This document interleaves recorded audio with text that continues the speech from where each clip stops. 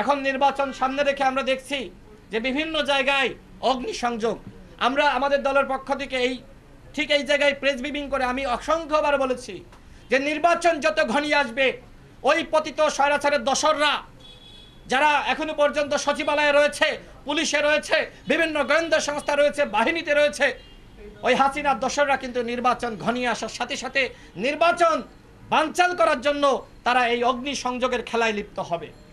এবং এর ধারাবাহিকতা আমরা দেখলাম যে মিরপুরে অগ্নিসংযোগ, বিমানবন্দরে অগ্নিসংযোগ। আমার প্রশ্ন হলো কেন ২৬ ঘন্টা লাগলো?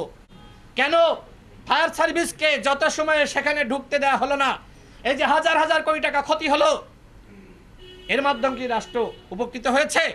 আমি মনে করি বিমানবন্দরে যে ধরনের ঘটনা ঘটেছে এটি ষড়যন্ত্রের অংশ। পতিত স্বৈরাচারের দোসররা রাষ্ট্রকে আনস্টেবল করার জন্য এই ধরনের চক্রান্তে লিপ্ত হয়েছে। চট্টগ্রামে আগুন লাগছে, এদিকে দেশের বিভিন্ন জায়গায় ধারাবাহিক আগুন, এগুলো ষড়যন্ত্রের অংশ। সুতরাং সরকারকে বলবো এই পতিত স্বৈরাচারের দোসরদেরকে চিহ্নিত করুন। একের পর এক আগুনের ঘটনা, এইগুলো কোনো স্বাভাবিক ঘটনা নয়। আমরা এটিও শুনেছি নির্বাচন যত ঘনিয়ে আসবে আওয়ামী লীগ বিভিন্ন প্রার্থীদেরকে হত্যা করার বা তাদের উপর হামলা করার চক্রান্তে লিপ্ত হবে। আওয়ামী লীগ নির্বাচন যত ঘনিয়ে আসবে গুপ্ত হত্যায় লিপ্ত হবে।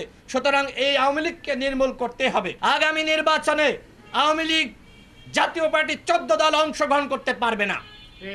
এবং যারা আওয়ামী লীগের পদে ছিল তাদের অনেকে দেখছি বিভিন্ন জায়গায় তারা বক্তব্য দিচ্ছে তারা আগামী নির্বাচনে অংশ নেবে।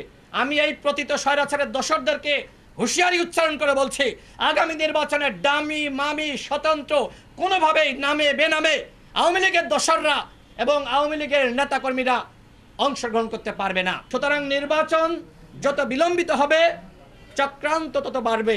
এই কারণে আমাদের দলের পক্ষ থেকে আমরা দাবি জানাচ্ছি আগামী জানুয়ারি মাসে নির্বাচন অনুষ্ঠিত করতে হবে।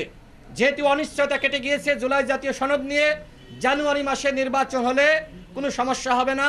সরকারকে আহ্বান জানাই আগামী জানুয়ারি মাসেই আপনারা জাতিকে একটি সুষ্ঠু নির্বাচন উপহার দেন।